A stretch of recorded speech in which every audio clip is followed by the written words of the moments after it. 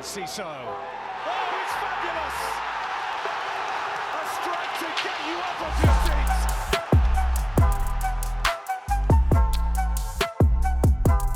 seats. Hello and welcome to Seagulls Social, Season 5, Episode 11. I'm joined by a very, very sad and down Jack Albion. The energy is not here, unfortunately, so if you're coming for some vibes and banter, hopefully we'll still deliver it. Maz is MIA, isn't he, Jack? That doesn't help.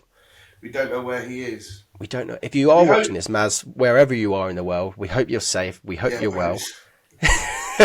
Hold up today's newspaper and any pictures you send. Blink twice in your video that you post on social media next if you're held hostage, because then we'll know and we'll send the appropriate people to come and collect you and save you. Yeah. Maybe Rufio's just finally got fed up and just, I don't know, killed Maz. Who knows? Rufio's the dog, by the way, if anyone didn't know. If you do watch this podcast, you should know that Maz has a dog. Anyway, where to start with yesterday, to be honest, mate, because that was kind of a game of two halves. We were phenomenal in that first half. I don't think we could have played any better. If we'd scored more goals, then obviously we'd have played better. But we deserved at least 3 goals in that first half, at least. Yeah. And to then come away from that match with absolutely nothing was heartbreaking. It would have been such a good result for us, especially in the table as well. But Jack, I mean, what are your thoughts on the game? We spoke a little bit off air, but I'd just love you to talk about your experience yesterday as well. Yes. It was a game of two halves. It was good. First half was fantastic. Second half, not so good. I think we've all got a bit used to beating the top 6 recently, so actually it's a very good result. So I'm not too stressed. I don't know. It was just a bit of a long day yesterday. Really, it wasn't my favourite away game. It seemed that the crowd was very dead at Anfield. Seems to be a lot of Liverpool fans in the away end, which is something I've never really come across. But how did they infiltrate our home end at the Amex, and now they're in our fucking away end as well? I do think this is not a Brighton exclusive problem. I'm not really sure, because a mate of mine who's a Brentford fan said he had the same, and I do remember seeing something with Forest. So I don't know. It just doesn't happen at any other club. Like, no other club seems to have fans who decide that we are going to go stand in the away end of at home games, which I do think is like, I don't know. I just think either they're buying them off touts, or they're getting passed on by people. I just think, in my opinion, it's like completely, there's a lot of local Liverpool fans, and I do think Liverpool fans are some of the friendliest fans. Local in Liverpool or local in Brighton? Local in Liverpool fans are some of the friendliest fans, but they're all priced out of going to the game. Yeah. And you know what? There was a great atmosphere yesterday, but you meet fans from the local area who go like, oh yeah, I can only go once or twice a season because they're charging $650 for hospitality tickets. So outrageous. I don't know. I enjoyed my day out, but it did just sort of, I felt like it was just a very corporate entity, Liverpool. Like it's sort of, in the town centre, I was looking for the bus to the ground, and I asked 4 different people, and they were all just Southerners who had no idea how to get to the ground. You would presume that somebody in a Liverpool shirt would know how to get to the ground. They had no idea. So, and the trains are just full. People were standing the whole way up, and it's just all Liverpool fans. It's just bizarre. It's a bizarre concept for me as a football fan. Like, I don't get it. Like, but it is what it is. The ground was really, really quiet until the 69th minute when Gakpo was that a respect thing? Was that did someone part? Sorry, was it just a quiet thing? Was that on purpose? Or I think we just played really well in the first half, and then the second half. They came alive and they brought the atmosphere up, and they did really well at the end. I think we were a little bit devoid of ideas at the end, getting it into the box and such. So I wasn't overly impressed with that side of our performance. We were quite difficult, like trying to change the game, but it is what it is. I think we did a good performance, and I had this down to 0 points, so we got 0 points. So yeah, I mean, at half time, I was saying to my mates, I was like, would you take a draw right now? Obviously being 1-0 up. And then we all just said no, because I was like, they're there for the taking. I feel like we could easily have gone on to win that game. We'll talk about the chances we had in the first half, but if you were offered that chance to get a draw now, knowing that, at half time when we were 1-0 up and we were cooking, and you were offered a draw, would you have taken it? Yeah, 100%. Would you? Because really? I've just watched us do this sort of performance at so many clubs, be it in the bottom three or the top three. I just think game can change massively at half time. So, if you take the point there and then, that's all right. But yeah, I think there may be like a theme that we're conceding and then conceding again straight away, which is something maybe Herzler needs to address. That's not to say that it's completely his fault. I think also just goals which are a bit unfortunate. Obviously, Salah's goal was a fantastic goal. Yeah. But a lot of people saying like, why are you letting Salah on his left foot? It's like the number one thing. I mean, Purvis didn't cover himself in glory on that one. But did Purvis lock up Salah until his goal for the whole game, or was Salah just having an off day, or was it a mixture of both? Because I thought Purvis done a pretty good job against him, but then some people were saying, "Oh, Salah was just not on his game." Yeah, massively, and like, I think, I don't know.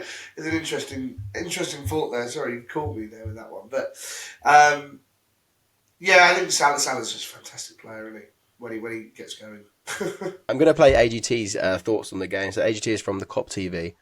We've done some stuff with them quite a bit, and he was going to come on the podcast, but he's a busy man, so he can't. Maybe he's with Maz, MIA as well. Yeah. But yeah, I think I mute myself. He calls me a sausage quite a lot, so. And he's a southerner, so that might annoy you as well. Oh, well, just fucking get a life, for fuck's sake. Okay. Get in there! Hold that, Ben Spalding, you sausage, yeah? Big up to Brighton. They came, and up until the first goal for Liverpool, that was the complete away performance from the Seagulls. I'll give it to them. All the time wasting that comes with that, they were doing it well. I'll be frank. But you just got Liverpooled, my friend. You got Anfielded. You got copped, unfortunately for you. I am in the car going back into town to have a drink to celebrate this monumentous win. Liverpool top of the league. And Ben Spalding, you said you'll get your revenge. You've got no revenge, unfortunately, buddy. Yeah, you sausage. But no, listen, that was close to being Liverpool's worst performance of the season until the 2 goals. And then, like I said, we sucked the ball into the net in the second half. That's what we do at Liverpool. Ben texted me saying, what he said actually, what the F? How the F did we lose that game? You got Liverpool, bro. Simple as that. You got Liverpool. But listen, as I said, Brighton will be fine. It's been a good season from them so far, and if you carry on playing like that, especially against the big teams, you're going to get some huge results. And I'm a big fan of what Brighton have done this season. They were singing "You Dirty Northern Bastards," although that doesn't apply to me specifically. Hold that, Seagulls. Twice in a week. The bogey team is no more. Take care. Well, I mean, not to unpack that, Jack. I'll get your thoughts in a second, but it did feel like he's mentioned that like we sucked the ball into the net, and it felt like that, didn't it? It just felt like they just like, oh, you know what, Liverpool are going to win the game now. And it just felt like everything, just the ball was just like a magnet and just going into their goal, especially in that 2 minutes. I think like, I mean, it did literally look like that for the first goal, because I think it was just a cross really that flicked off someone, so it did get sucked into the net. A frustrating one, like, I'm sure it really hurt being called Dirty Northern Bastards, which I think we've sung to Portsmouth before. So. Yeah, we do that to everyone. To be fair. It's a joke. Yeah. I don't know. I didn't really think we were that bad at time wasting, but of course, Liverpool never time waste because they're the best team in the world and whatever. And the only time I can remember is Bart had the ball a couple times where he just held onto the ball a bit too long, but like any goalkeeper's going to do that. I don't know. I think that's a weird thing. It's not like we weren't buying fouls or anything. No, definitely. I don't know. I just think, we did play quite well. I think if we play like that, I think very true. If we play like that, other top 6 clubs will be fine. And I think, Liverpool do well this season, but I'm still not overly convinced by them as a team, shall we say. I was going to ask, because after that performance, that was kind of like a title-winning performance. Obviously, it's quite early, but like didn't deserve to win, but you do deserve to win, that old cliche. Yeah, definitely. Do you think that it's Liverpool's title now, especially after City and Arsenal both losing this week? I think Arsenal are slowly imploding on themselves, which is like quite funny. Just haven't. I think it's more than quite funny, to be honest. Yeah, no. I mean, they're a very dislikable team, Arsenal. So I'm not against Liverpool winning the title. I think, but they're yet to convince me they're a very, very good team. If that makes sense. Like, I don't think they're a bad team. I think they're very... I can't see... do you know what? I feel it a little bit with us sometimes, but I can't really see a clear style of football they play. So far, they've scored, they've won 1-0, they've won 2-1 at home. I mean, yeah, I think it shows that we are quite a good team, that it's a big victory. But, yeah, I don't know. It's a strange one, Liverpool.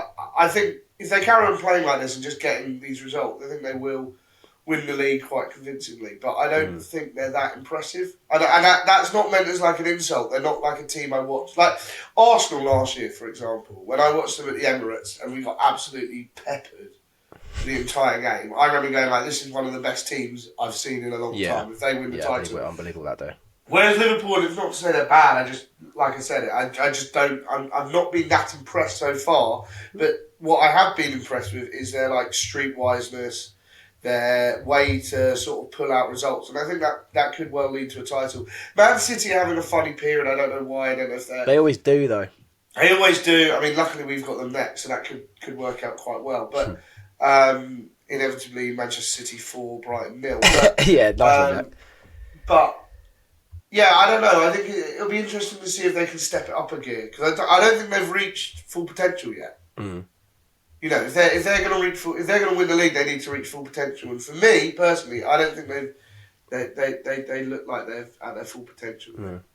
Yeah. All right, well let's talk about Brighton. We've had a title say. Like we've already said, unbelievable in the first half. But I think the big first opportunity probably actually fell to Liverpool, to be honest. When Nunes broke through on the left. Cut past Veltman, a really, really good save against Bart, who was very impressive yesterday. That could have easily have been 1-0 straight away. But I think for my like man of the match, especially in the first half, well, definitely in the first half, not in the second half, Ayari, like everything we've done well went through him. And when the team sheet came out and we saw Ayari, Hinshelwood midfield, a lot of my friends were like, this is a really weak midfield. I mean, I agreed. I was like, we're going to Anfield with who they've got a phenomenal midfield, probably one of the best midfields this season for sure. No matter who plays in that midfield, they've just been really, really good. Especially Gravenberch's been great this season. I mean, Alexis goes without saying. Jones has turned up really, really good. But Ayari was phenomenal, Jack. And like, he was your shout for what was it for at the beginning of the season? Oh no, that was my. I think that was Maz. Maz was Yasin Ayari most improved. Was it? No, I thought you were like it was your one to watch or something like that. Was it? One to watch, something like that. But anyway, and how spot on have you been with that? Because he was phenomenal in that first half. Yeah, definitely. Like he showed it in pre-season. He showed it all. I think probably one of the most mentioned players on this podcast this season. How weird is that? He's just been performing really well. I think he had some very strange loan spells at Coventry and Blackburn. And he didn't really get games. I think he got unlucky at Blackburn, and I think he came in under one manager who then got sacked days later. I think he got a little bit unlucky there, but yeah, he's come back. He's really shown it. I think while you talk about Liverpool having the best midfield, I thought Alexis McAllister had an absolute stinker yesterday. I thought he was probably one of the worst players on the pitch for Liverpool. You see, he had a little tussle with Van Heck in the first half. I'm not really sure. What's that about? I'm not. Well, he went. I think Van Heck went down, didn't he? Well, I don't really know what was going on with Alexis because he kept on going down under absolutely no contact, and it was like quite obvious there was no contact. So it was a bit strange that I think he was. I don't know whether he was almost like trying too hard to sort of have like a big performance and influence the game. It just didn't work out for him, and I think the other midfield performers for Liverpool were much, much better. Like Gravenberch is a player who have been a bit 50-50 on since he's come over here, and I thought he had a good game. And I think, like you say, I think going back to Ayari more, it's interesting you say about that very weak midfield. It's this, I think Herzler, I've struggled to see a clear style that Herzler plays, not necessarily a bad thing. But one thing I've noticed is he does do this sort of emptying the midfield tactic, which he's talked about. And if you bring all these players out, and then you put the weaker players in, it sort of, the midfield battle almost disappears. And that's definitely what happened in the first half. That's a very good point, yeah. You're not having to battle for the midfield because all the players are out wide. And if you have one or two smaller players in the middle, it's a very effective tactic. Now, it's one that I don't think a lot of managers have been able to work out. And then in the second half, I think maybe Slot worked it out a bit and we did a lot, they obviously came back and won the game. So, yeah, it's a bit of a strange one. but yeah, it seemed to be effective in the first half, but not so much in the second. But, Well, yeah, when they brought Curtis Jones on, I think, that's when it literally. Yeah. I'm looking at the report here. It's literally pretty much when the game changed, when Jones came on for Alexis. As you said, he didn't have his best game in 67th minute. But no, the moment I was mentioning about the Van Heck one, we were in the box and Van Heck went down, I'm assuming, to try and get a penalty. And Alexis was having none of it and he was fucking livid and looked like they were squaring up at one point. But yeah, I mean, we all love Alexis still, but yeah. Don't hate Van Heck. Don't. Yeah, like I said, we all like Alexis, but he had a very strange game yesterday. Like, looking for all this stuff, just not really performing. So yeah, the weird one from Alexis. But yeah. But let's talk about our goal, because that was incredible. Pretty sure it was Ayari that kind of got the ball in the midfield from Van Heck, pushed forward. Again, Ayari just so good. Even defensively, he was really, really good. Yeah.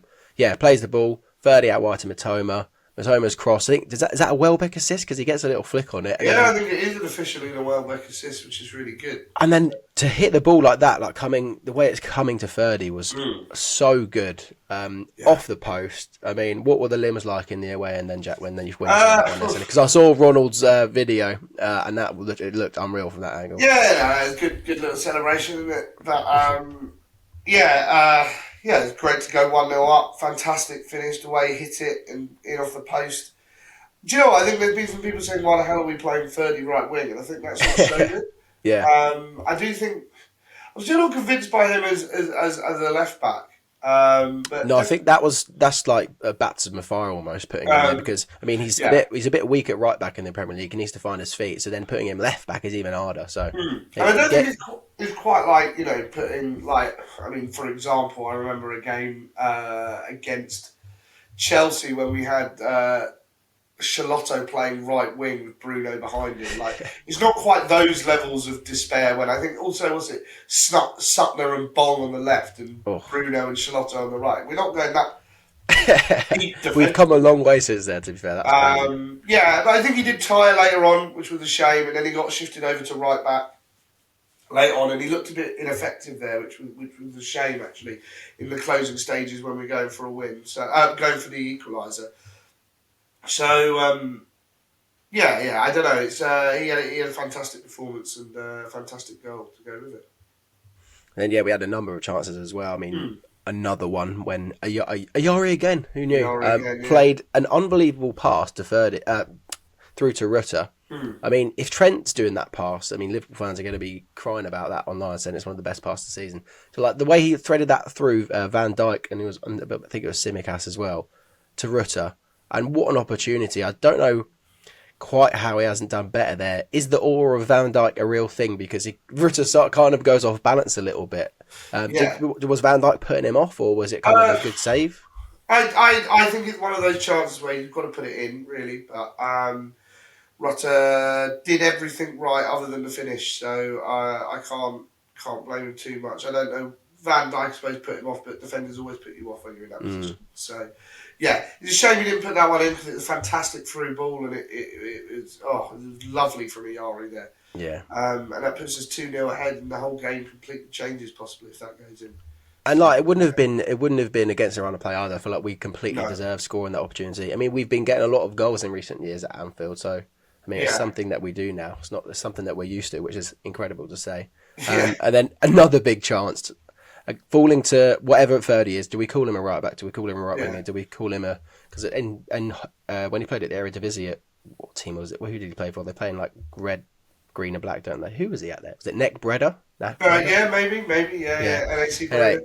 He was like a centre attacker mid there, so the ball falls to him and he volleys it over the bar. And I'm thinking, oh god! And you see Welbeck's like scream out, he's like, no! Like, if that falls to anyone else, like, you think maybe they do a little bit better, but that was a huge chance. I think as well. it's one of those chances, that one, where you get sort of caught between heading it and volleying it. Yeah. Because it sort of hits like your midriff. You either do a diving header or you volley it, and I think maybe he should have headed it, but at the end of the day, it's a hard chance to take. So I'm not looking too much into it, but yeah, that would have been another great goal. He gets into great positions as well. He does, because I'm pretty sure he even like tried he set up that one from the middle, and then he was like really caught up with the player very well and got into a great position. He was in a very similar position at Newcastle for potential second, which I think another fantastic block from either Byrne or Shaw, I can't remember. So yeah, again, like he's obviously doing very well getting in these positions. So maybe his future for us is at right wing, which is strange really, because we brought him in as a right back and a full back. So Yeah. be interesting to see. I mean, it's a great option to have to get back to the fact he can play anyway. You know, we bring someone off the bench, and then he can drop to right back, and we get another winger on. So yeah, it's a great player to have, and I'm glad he's finally getting his moment, because I think he deserved that. And then he's our 10th goal scorer this year, 10th different goal scorer. We've got goal scorers all over the team now, Jack. It's good to see. It's good that we're not just relying on Danny Welbeck. Yeah. I mean, massively. Yeah, we've got goals all throughout the team, but we will with the quality of squad we've got. You know, we've brought in so many different players that they're all going to be able to get goals. So interesting one. Yeah. I think Salah had another chance in that game, in that half. Played through, but Bart done really, really well to come out and smother him. But then that was the end of the half, and I thought, wow, we really have. That was probably one of our best away performances for a long time. Well, maybe not a long time, but especially at Anfield, of course. That was so good. I can't believe that we weren't even. I forgot to mention Danny Welbeck's free kick and it hits the side netting. Oh yeah, I know. I thought that went in. I celebrated. I was absolutely gutted when I see it go past.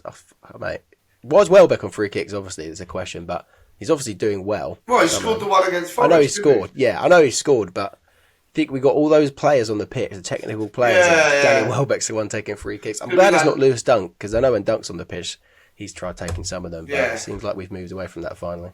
Yeah, it's an interesting one, isn't it? Like, I'd like to see, we've got players with quality, but Danny Welbeck seems to be on free kick duty now. He scored one, so might as well keep on having free kicks. Yeah. And then Joe Gomez comes on for Liverpool in the second half, because I think Canai dislocated his shoulder or something, didn't he? No, he did something, didn't he? So yeah, he looked in a lot of pain. And Joe Gomez comes on. I'm thinking, we're going to be Dr. Brighton here and give him his first ever career goal, and he almost did. To be fair, he had two headers. He had, I think, one from a free kick. It was like an open. No one was marked. No one picked him up. Yeah. Great ball, and then from a corner as well. I'm pretty sure he had another chance, but it was saved. Dr. Brighton, I thought, we could have done it there. Well, else really up, and it was just kind of a completely different match there. I think the subs worked really, really well, and they just somehow figured us out. And it was just that 2 minutes really where we just kind of crumbled. I don't know if head drop when you kind of concede a goal like Gakpo's, when the ball just loops over everyone. Yeah, did it take a deflection on the way through? I was convinced it took a deflection. Just waiting straight through. I thought Nunes got a flick on it the way he was celebrating, but then he ran over to Gakpo. Yeah. Which is a shame. Then, fucking 2 minutes, man. They turned like you said at the beginning of the pod, the atmosphere completely changes at Anfield, and it was rocking. Like the noise just completely changed. I think with the knowledge that Man City were losing, certainly helped that situation. I wonder if Slot's telling his team that during the game though. Obviously the crowd know that. The crowd know. I think the crowd will lift. When you find out City are losing. I know it's been the same with Brighton. I remember when we were playing Forest to get in the playoffs, and news came through that Reading were losing, so that meant all we had to do was score another goal. Yeah. And that sort of exactly. So it does lift the crowd, and then I think when the crowd lifts, they sort of. Look, I've given Anfield's atmosphere a lot of stick over the years, but I thought it was very, very good yesterday. Which was a nice change. What, post 69 minutes though? Yeah, post 69 minutes. Yeah. I mean, it's very quiet to begin with, but post that, and then I've given it stick, but I thought it was very good in those last. And even when they were ahead and we were pushing for the equaliser, the crowd was very good. I mean, we could not get a song going for love and money in that away end yesterday. I don't know why, for various reasons, but I can't bother to go into, but. I think that we had quite a poor crowd yesterday. Oh, really? I remember where Tottenham away, I think, is the FA Cup a couple of years ago. I feel like sometimes when the away end's maybe too wide and big, you've just got like pockets of fans. They're trying to start songs and you can never join up perfectly. They've changed the away end there slightly with the new stand, and I think you just can't. The roof isn't as good, so you can't keep noise in the roof. So I just think we just. Yeah, we did. We couldn't suck the ball in the back of the net, which sometimes away fans can do. But I'm thinking about this. It's not at all a bad loss. Like Chelsea went there; they're a very good team. A team that I would probably slightly consider is better than us at the moment. That's fair enough. And they went there and they only lost 2-1. So I think it's a good result. I think we should not worry about it. Too But much. sticking on the away end, like I don't know if Liverpool have done that tactically to kind of make the away end quieter. Yeah, definitely. That just goes to show. Then you just kind of look at ourselves and think, why do we cater so much to our away fans? Why do we make their experience so much better? Why do they have a whole stand behind the goal? It's just I know we're changing it soon, aren't we? I think we are changing it. After? We are changing it. And I also I haven't really looked up. I was there last season when the stand was there, but I looked at the lads. I didn't realise how big that stand is to the right of us. Huge. Like looking right at the back, it's crazy. But I think we just their atmosphere just sort of drowned us out, really.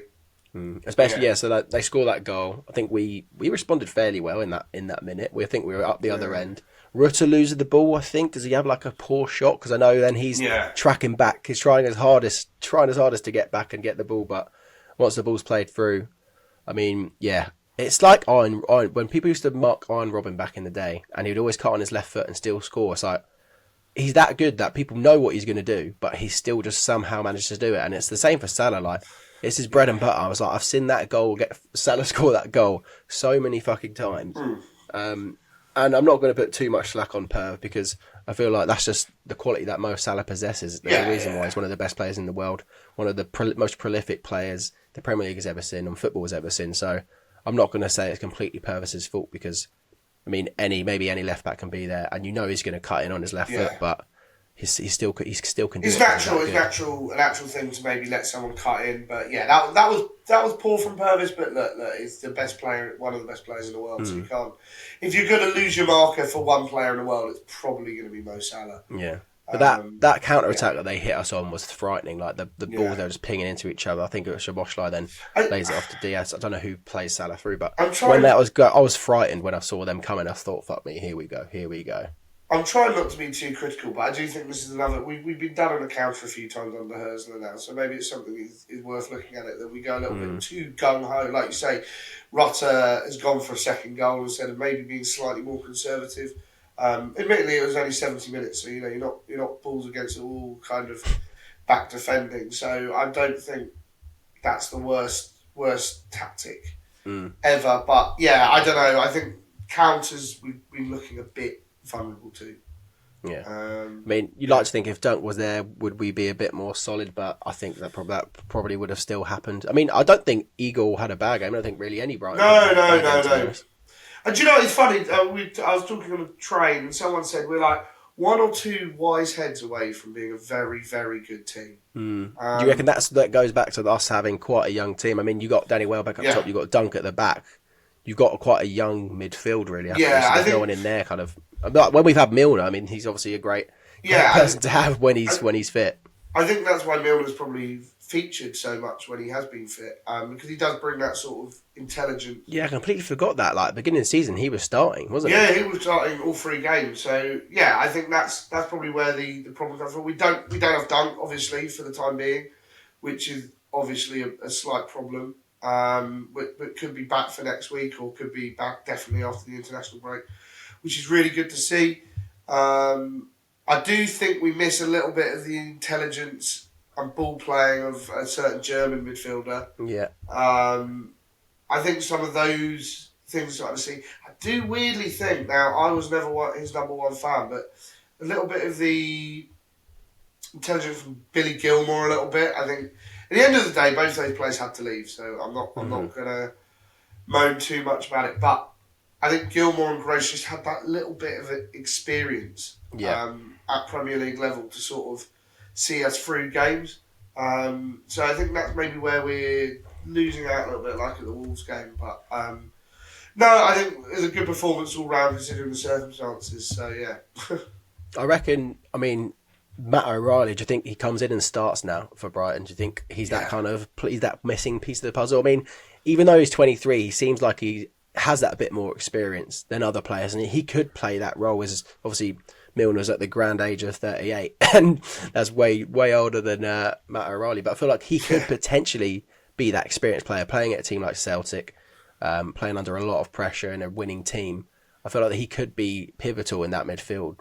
Yeah, and it's a physical league, isn't it? The Scottish league, for whatever abuse we give it down south. But it's a team where you've got to maintain high standards and always see out results. one loss against Rangers and your whole season could be finished. Which is true, and he's managed to maintain that in the big games where it matters. So yeah, I'd like to see Matt O'Reilly come in, but then who do you drop? I thought Hinchwood and Ayari had great games yesterday, and Hinchwood's a very good player. So it'll be interesting to see sort of how we go with all the. We've got so many options, and then we got Belieber as well, who didn't even get on the pitch yesterday. So yeah, it's a strange one, and then we've got Weaver as well. So he's having a tough start, but there's no doubt there's quality in there. Yeah, he just needs to show it.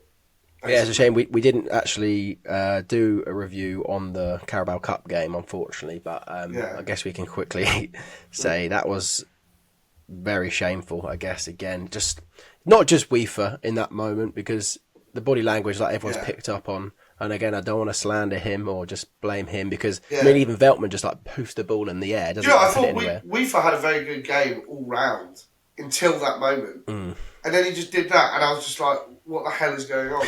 You can't just stroll back. But then, like you say, like Veltman putting it in like 90 degrees upwards, it's not like helpful at all in any way. And then Lamptey just running into someone. Yeah.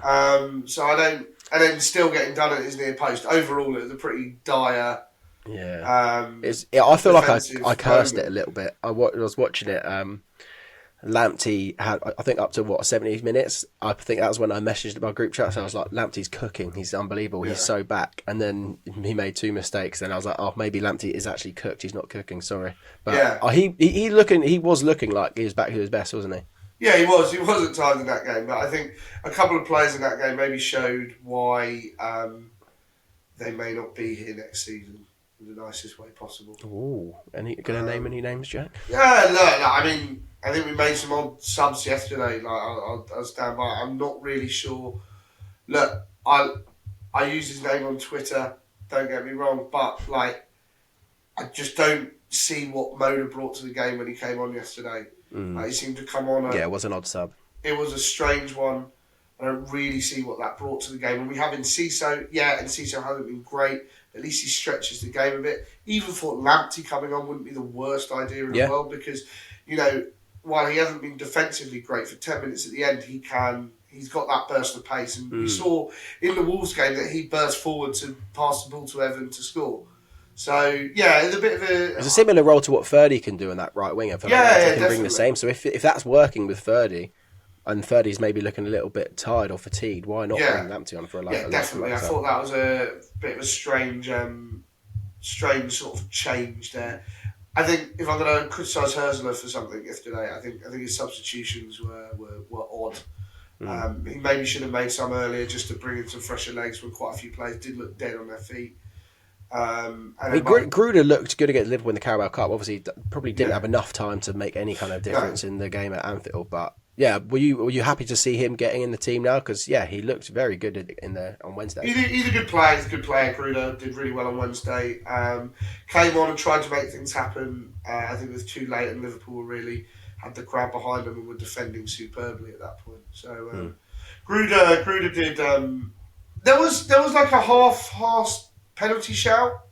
I mean, I can't for the life of me find it because on Twitter it keeps getting blocked because it's from a different country. If it's try and find it again. I just don't think it. We have VAR. VAR ideally should work. So for me, for it not to be brought up as a big talking point. They looked at it and then they didn't give it because when it happened, I was like, oh yeah, pen, brilliant. But then. Yeah, it looked like it came from where I was stood, but I'm trusting of the VAR officials there, which I think is the first time I've ever said that, and I'm happy that if they took a look at it. But I haven't seen a replay. But they didn't show a replay. No. Well, it's weird at Anfield. There's no big screen. I know that's a bit first world problems, but you don't see any replays or anything, so it's quite hard to judge. And then there was allegedly McAllister should have been sent off. I mean, I think that was a bit. Really? Yeah, for a last man tackle, but I have no recollection of that happening. So, so I'm not sure about that. I might have been in the bar for that bit. It did take me about 10 minutes to get out back into the stadium. So, I can't for the life of me find this, Jack. I type in Gruner penalty and it's coming up with NFL. Look, if nobody's saying it's anything exciting, then I'm just gonna happily accept that it wasn't a penalty. The referees have stinkers, but I don't think that was one. I didn't think the referee was. I thought the referee was decent, to be honest. Yeah, I didn't think he did too much. The only thing that annoys me is just the little fouls, which just teams seem to get away with, which is quite annoying. I do agree with what Gary O'Neill said. It's not like a corruption thing. It's like an unconscious bias thing. Yeah, unconscious. Where, players will get a little push in the back from a Brighton player, go down, they'll get the foul, maybe not the other way around at these grounds. Look, I'm not saying Liverpool are favouring referees or that we lost because of the referee. I just think that sort of stuff happens at loads and loads of top six clubs. And I don't think you realise it until you become a non-top six fan watching your team at these clubs. Yeah. That makes sense. That's true. Speaking of fouls, remember Harry Kane? His old trick, the Harry Kane? Yeah, exactly. He done it again. Apparently, Bundesliga are now getting fed up with it. Oh, yeah, nice. Yeah. Bundesliga are waking up to Harry Kane's dark arts now. Yeah. I mean, they showed then someone tweeted a compilation of his ones. Obviously, the Lallana one comes on where Lallana's fallen from like the fucking height of a skyscraper after being walked into by Harry Kane. And then obviously Tottenham got a penalty in that moment as well, which was even more fuming. That was a bizarre one, wasn't it? But I think back to the Liverpool game. Yeah, I don't think the referee lost us the game. I just thought he was a bit strange at times. But in the first half, I thought it was decent. Like Yari made some big tackles, and he was giving them, and he was like, exactly. I like and of course, watching challenges like that. We're all biased as well. Like we're not going to call out him not giving a foul to. It's never going to be perfect. No, it's never going to be perfect. So I think generally he had an okay performance. So I don't know. I think I saw a little bit on Twitter about Herzler's subs, and I do happen to agree with that actually. That Herzler's subs weren't great. I wasn't very impressed with. I just thought of all the attacking talent we got, the only idea that we had to bring on Weaver and Moda, I just really didn't think they. Dinger in the 87th minute as well. Was that too late to bring him on? I really didn't think Weaver or Moda changed the game at all. I don't think it filled up the midfield. I don't think it did anything. I don't know what was going on with Belieber. That was a weird one. If he's not fit enough to play, why is he even on the bench? It's a very strange one that. But we move, don't we? We move. We go on to the next game, boys. Boys and girls, in fact. I think that's it, Jack. Obviously, we've tried our best to talk about a game which was very disappointing and sad. I was livid after that, honestly. Without any points. I was just disappointed. I'm just not enjoying the Liverpool away experience recently. It's all a bit of a sideshow to the brand that is Liverpool Football Club and like whatever it is, and there's not a criticism of Liverpool fans. It's just modern football now, isn't it? It's just all a bit tiring, and you go back and I'm just a bit tired of the Liverpool, and we never bloody win there either. That's the reason I don't really like it. We never fucking win there. But we do draw. We do draw occasionally, which is really good. But I don't know. I'm just a bit fed up with some of these top six experiences, and I just wish we'd get on with it and we could just stop playing and just form a Super League. Form a Super League, fucking hell. But I don't know. I'm glad this one's over and done with. We don't have to do it again. As well, onto Man City, Jack. Yeah, and also genuinely, it is one of the hardest places to go in the Premier League. I'll say a positive thing. I think our Newcastle result was remarkable because you saw yesterday Arsenal, one of the best teams in the league, went there and lost, whereas we went there and won. And a lot better teams than us will go to Anfield this season and lose. And probably by a bigger margin.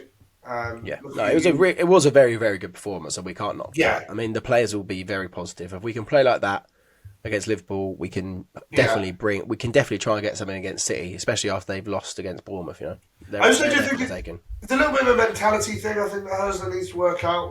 We do keep on throwing away games in a very short process, and I'm trying not to be hypercritical, but I think maybe that's what we need to sort of move on to fixing. But like I said, these three games I had as 0 wins out of 3. So we're on track for that at the moment. As long as we play well, that's the main thing. Yeah, exactly. I did see a very good point though on Twitter. which was, would you have rather have gone full strength against Liverpool midweek and then thrown this game? No, I would rather have got 3 points today. Yeah, but the fact is that we didn't get 3 points. We did play really well. Would you have played like a full strength and then got through to the next round of the League Cup? I guess looking back on it now, we done very well against Liverpool. Obviously, they had a mixed team, but so did we. We rotated quite a lot. But yeah, I feel like maybe if we did play a stronger team, obviously we probably would have come away with that. To get Southampton in the next round. Do you move into would have been the quarterfinals? Do you move into the semis then? Yeah. Yeah, that would have been nice, obviously. But I think before that, I was saying I'd rather have had to go in the league, to be honest. But if we had come away for something, if we had a point yesterday, that would have been fantastic, and I would have taken that over going through in the Carabao Cup. 100%, I think. 100%. And look, I think someone pointed out we're 23 points off safety now. Let's go. So, that's the aim for me every season. Make sure we get to 40 points, and then we can, move on and look at other ambitions. So, yeah. Lovely stuff. Well, Jack, thank you very much for your time. Where are you going today? I'm going to Brighton Women versus Leicester Women. Lovely stuff. Is that in Crawley? In Crawley, in Estadio Broadfield. So, the bloke never stops. You need to rest, mate. The international break is soon, rest. to be fair. Oh no, but saying that, you'll then just go to Tamworth or something. Yeah, exactly. I've got lots of games on at the moment. So who was the Brighton player that got 0 appearances that you saw the other day? Oh, Bojan Radolovic and Tom Iowender. Right. There were two. There were two. Because I completely forgot about. I didn't realise Tom Iowender or Iopender, or whatever his fucking name was even on the pitch. So he only played for the under-21s, and I don't think he played much. Whereas Radolovic was on the bench against Villa in that weird game. The weird game on the Potter where we just play loads and loads of kids. What's his first name? Oh, Bojan. Oh, yeah. Bojan Radolovic, yeah. Oh, yeah. So I was hoping he would have scored. So, everybody would do like the Radolovic revisionism that they do with Guy Koresh every time he plays. Like, oh, Guy Koresh was amazing when he was at us. Whereas, he was just fine when he played for us. Like, you know what? I saw a tweet and I completely back it. Victor Gyökeres, when he comes to the Premier League, he's going to be the biggest flop. I promise you. Well, look, I'm not here to make that judgment when he inevitably signs. That's what we're doing, Jack. We're doing a podcast right now. I want exactly. He stinks of a Chelsea signing. Yeah, 100%. I mean, people obviously linking him to United now because of Ruben Amorim, but yeah, I just don't know. I just can't believe that he's now suddenly this unbelievable player. He was quite easily outshone by Aaron Connolly.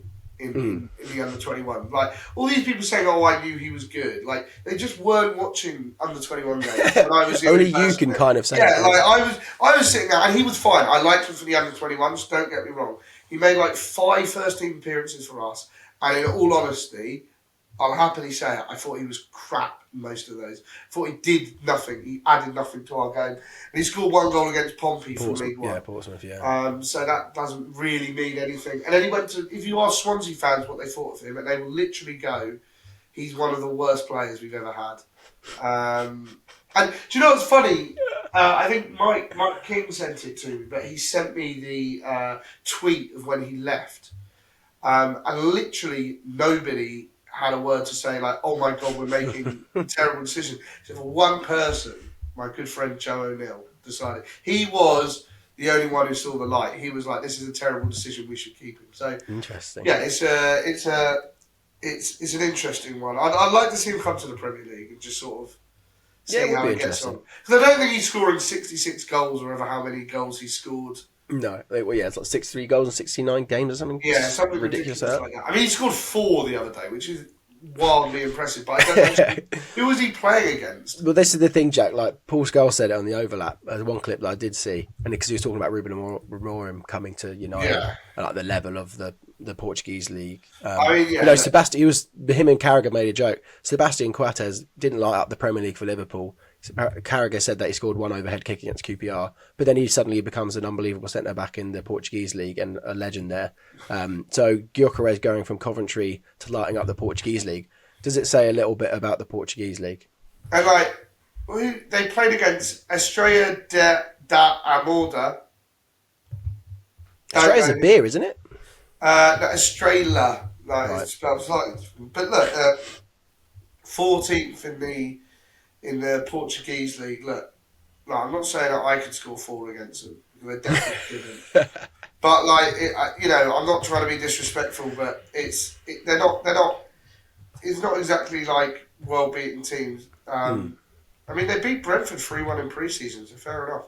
But now I'm really going deep on this. But yeah, it's it is what it is, isn't it? So, Right. We need to let you go to Crawley, Jack. Everyone, thank you for listening and watching, like and subscribe and all that jazz. Jack, thanks for coming. I know it's a miserable Sunday. I quite like that little Guy Koresh debate. Yeah, that was good. Maybe we should have little debates about world football or Brighton football things. Yeah. Towards the end, maybe put your comment. Put your comment and suggestion if there's any like random like Brighton debates over history, like just stuff like the Guy Koresh debate that you want us to have a conversation at the end of the next one. Would Abdul Razak have lit up the Portuguese league as well if he was sent over there? Yeah, exactly. I guess we'll never know. Exactly. Would Elvis Manu have become the new Cristiano Ronaldo at Sporting Lisbon? Like what went wrong with certain players? Why don't we do this? It's quite an interesting little debate. Nice. Yeah. All right.